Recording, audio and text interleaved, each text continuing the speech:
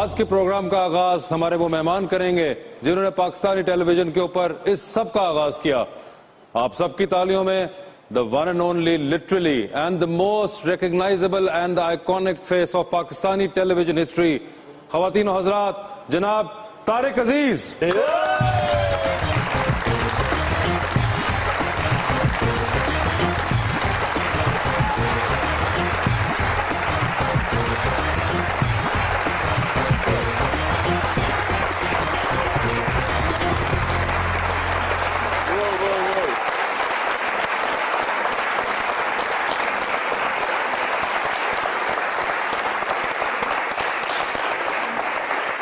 ابتدا ہے رب جلیل کے بابرکت نام سے جو دلوں کے بھید خوب جانتا ہے. دیکھتی آنکھوں سنتے کانوں آپ کو طارق عزیز کا سلام پہنچے.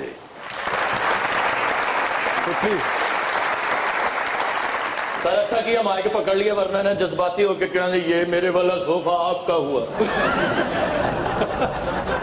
طارق صاحب ماشاءاللہ پہلا چہرہ ہونا جو کہ پاکستانی ٹی وی کی سکرین کے اوپر نظر آیا اور آپ نے وہ جملے بولے کہ آپ پاکستان ٹیلی ویژن دیکھ رہے ہیں اور آج آپ یہ 150+ پاکستانی چینل دیکھتے ہیں. کیسا لگتا ہے سر؟ وہ لمحہ یاد آتا ہے جب پہلی بار کیمرے کے سامنے بیٹھے تھے؟ ہاں لمحات تو یاد آتے ہیں جی.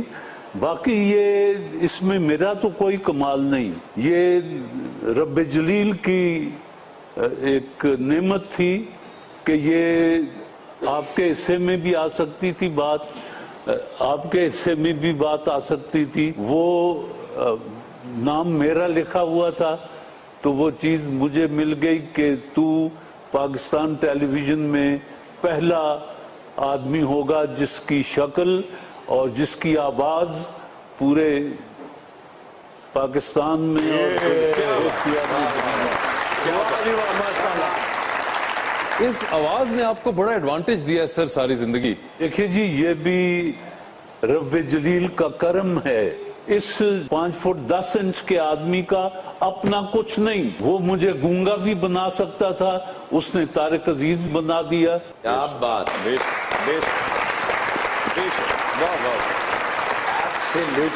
طارق صاحب آپ کا تعلق ساہیوال سے ہے. میرا تعلق منٹگمری سے تھا. ٹھیک میں سمجھ گیا. اور اس کے بعد آپ لاہور آئے. جی سر لاہور آ کے آپ نے وہ وقت بھی دیکھا جب آپ لاہور میں فٹ پاتھوں کے اوپر بھی سوئے اور اسی شہر لاہور کے اندر آپ کچھ عرصے بعد MNA بھی بن کے ابھرے. میں ایک کتاب اپنی لکھ رہا ہوں جی, اس کا نام ہے فٹ پاتھ سے پارلیمنٹ تک. اللہ. یہ وہی لاہور ہے جہاں میرے پاس رات کو سونے کی جگہ نہیں ہوتی تھی. سارا دن تو ہم اپنے کافی ہاؤس میں بیٹھتے تھے, پارٹی ہاؤس میں چلے گئے, جیب میں پیسے ہوئے تو پھر بھی چلے گئے, نہ ہوئے تب بھی چلے گئے. شاید کوئی امان اللہ جیسا یا ان جیسا دوست کوئی مل جائے تو وہ چائے پلا دے تو وقت گزر جائے, کیونکہ وقت گزارنا تھا. شاعروں میں, دوستوں میں, کبھی کہیں یعنی خانہ بدوشوں والا حساب تھا. کبھی آپ شام کو آپ کے طرف چلے گئے کہ یار میں ایتھے ہی سو جاؤں گا, ہن کون ایڈی دور جاوے. کبھی ان کی طرف چلے گئے, کبھی ان کی طرف چلے گئے. اس لاہور نے کچوکے بھی بڑے دیے ہیں. اس لاہور کی باکسنگ کے پنچ بھی جو میں نے برداشت کیے ہیں وہ بھی میں ہی جانتا ہوں. لیکن ہر رات کے بعد صبح آتی ہے. اللہ. وہی طارق عزیز جس کے پاس لاہور میں سونے کے لیے جگہ نہیں تھی اور کئی دفعہ روٹی کھانے کو پیسے نہیں تھے. میں سچ بول رہا ہوں آپ کے سامنے. کیا کہنے بعد. اور اسی لاہور نے پھر مجھے اپنا قومی اسمبلی کا ممبر بنا کے اسمبلی میں بھیج دیا.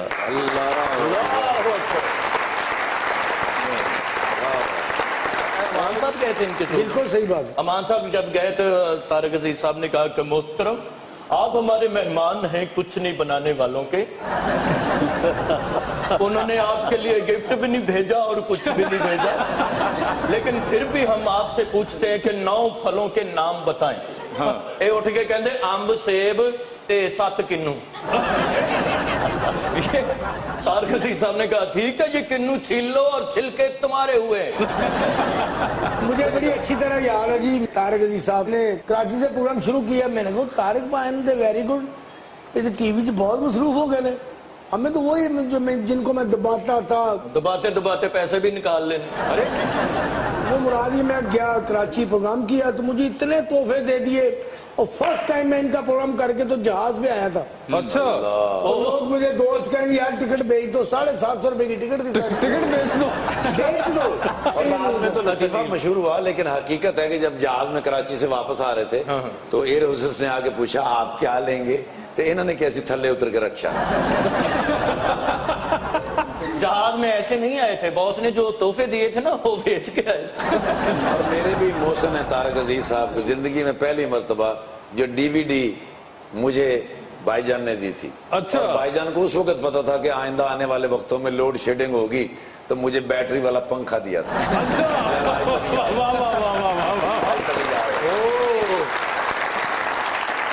یہ تو شکر ہے وہ چھت تھی اور وہ بلڈنگ تھی, یہ تو کہنا تھا آپ کا جواب درست ہوا, پی ٹی وی اٹھا کے لے جاؤ.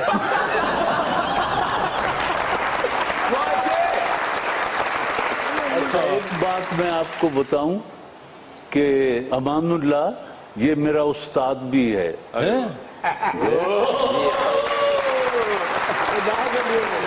اس طرح سے ہے کہ 1965 کی جنگ تھی اور میں گائکوں کو اور ان کو لے کے جاتا تھا جہاں فوج ان کا دل بہلانے اور یہ وہ سارا وہ اپنا حصہ جنگ میں ڈالنے کے لیے, کیونکہ میرے ملک پر جنگ مسلط کر دی گئی تھی. ایک لاری میں بیٹھے ہم جا رہے تھے, اس میں اس نے پتہ نہیں کس کو سنا رہا تھا کیا, یا اس کا اپنا جی چاہا کہ میں نیل کرائیاں نیل کا میرا تن من نیلو نیل.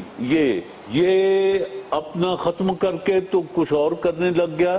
میں نے 2-3 دفعہ دل میں دہرایا تو 50 برس پرانی بات آج تک مجھے یاد ہے کہ میں نیل کرائیاں نیل کا میرا تن من نیلو نیل, میں سودے کیتے دلاں دیتے ترلے نین وکیل.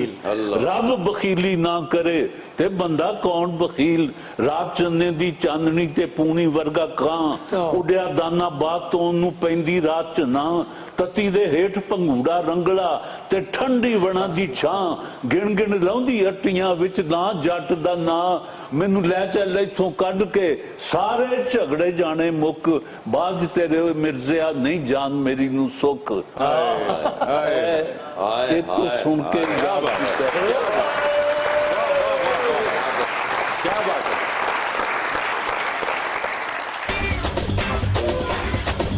اس بے وفا کا شہر ہے اور ہم ہیں دوستو, غصے کی ایک لہر ہے اور ہم ہیں دوستو, ہر سو یہاں پہ گولیاں اور بم ہے دوستو, برپا کوئی قہر ہے اور ہم ہیں دوستو, بجلی کی یہ بندش طویل اور یہ گرمی, تبتی ہوئی دوپہر ہے اور ہم ہیں دوستو.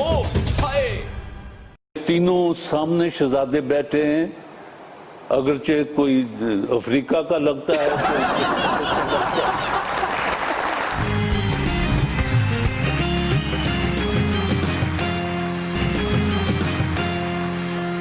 ویلکم بیک ٹو مذاکرات.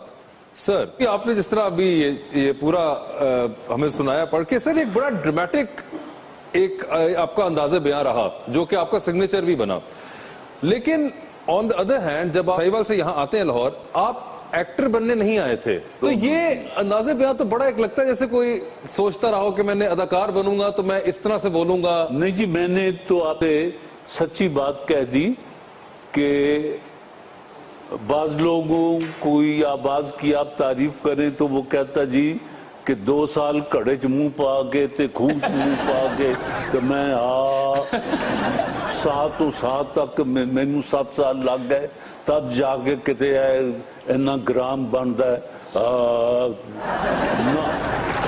مجھے ایسا کوئی چکر نہیں. یہ خدا کی قدرت ہے. اب یہ نوجوان تھوڑا سا گایا ہے ابھی, اس کو اللہ نے یہ تہذیب دے دی. یہ تینوں سامنے شہزادے بیٹھے ہیں, اگرچہ کوئی افریقہ کا لگتا ہے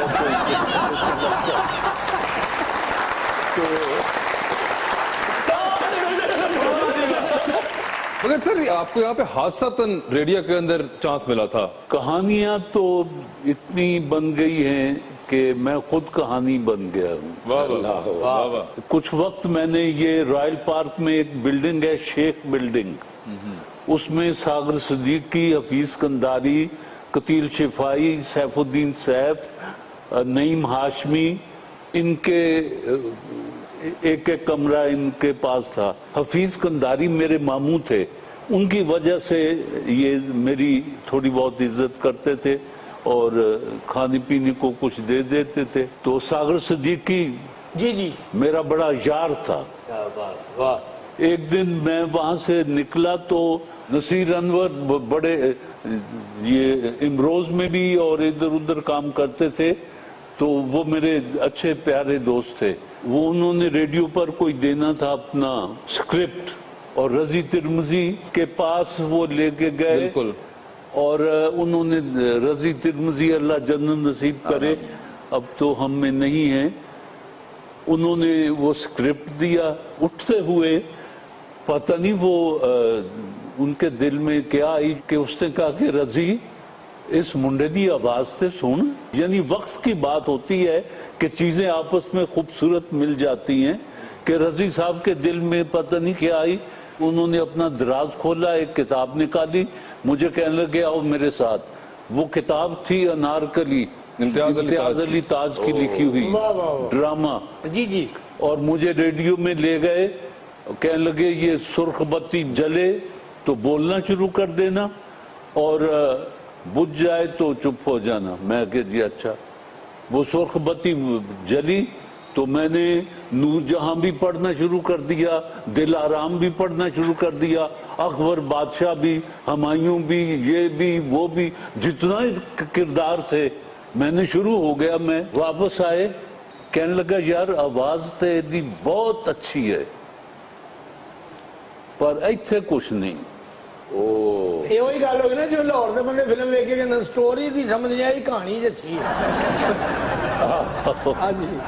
وہ میں نے اس نے پوچھا کہ کی وجہ کی تم کیوں کہہ رہے ہیں. وہ کہندا پہ انہیں ایک کریکٹر پڑھا ہی نہیں جو کتاب سے جس طرح لکھا ہے. کدی یہ کڑی بن جاندہ سی, کدی منڈا بن جاندہ سی, کدی اکبر بادشاہ بن. میں نے کہا تو جی جو لکھا ہوا تھا میں وہی پڑھ رہا تھا کہ نہیں ایک کردار پڑھنا چاہیے تھا تمہیں. وہ پتہ نہیں اور کیا باتیں ہوئی. اس نے بعد میں مجھے ایک سکرپٹ دے دیا جس میں ایک رول تھا, وہ نہیں چھوٹے چھوٹے کردار ہوتے نوکروں کے, کہ ارے رمجو پانی لانا لایا حجور. یہ میرا کیریکٹر تھا پہلا. جی میں نے ریڈیو پاکستان پر ہر کام کیا ہے سوائے انجینئرنگ کے, وہ مجھے نہیں آتی تھی, اور مشینیں اتنی پرانی تھی کہ اگر کبھی کوئی نقص پیدا ہو جاتا تھا تو ایک پرانا انجینئر تھا, وہ آتا تھا کی ہویا کہ جی یہ ہو گیا, وہ دو مکے ماردا سی, وہ بولنا پڑتا.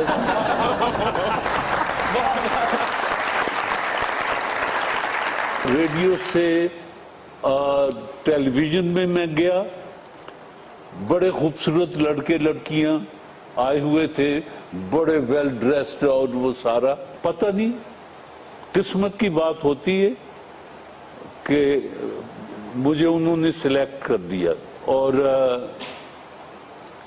مجھے اندر کمرے میں بٹھا کے تو کافی منگوا لی. اب میں منگمری سائی وال کا رہنے والا, میں کی جانا کافی کی ہوں دی. وہ اصل مظہر اور فضل کمال اور یہ صوفی تبسم صاحب پڑھے لکھے صوفی تبسم تو بڑے. یہ پھر ٹیلی ویژن جو تھا یہ پڑھے لکھوں کا ایک مرگڑ تھا, گڑھ بن گیا تھا. لوگ آتے تھے جاتے تھے ملتے تھے, اور جو کوئی خوبصورت لڑکی کہیں آتی تھی تو میں اس کو پکڑ لیتا تھا, ادھر آئیں بات سنیں بیٹا, دیکھا عمر ایج گروپ کے اعتبار سے کہ بیٹا بنتی بھی ہے کہ نہیں بنتی. تو اس کے بعد اور جا کے اسلم حضرت صاحب سے کہا کہ جی یہ ڈرامے میں کام کرنا چاہتی ہیں. انہوں نے پوچھا کیوں ڈرامے میں کام کرنا چاہتی ہو؟ جی میں ڈرامہ اسکول میں کالج میں تو کیا ہے, تو بس پھر آپ یہاں بھی کر سکتی ہیں, کل 11 بجے آپ یہاں آئیں, ریہرسل ہوگی. چل اس طرح سے ہم نے نیا ٹیلنٹ جو تھا وہ اس کو کیا, ورنہ کون آتا تھا. میرے کئی لوگ جو میں نے سڑک سے پکڑے ہوئے تھے ان کو لا کے میں نے ٹیلی ویژن پہ سامنے کیا, اور آج ماشاءاللہ وہ بڑی باعزت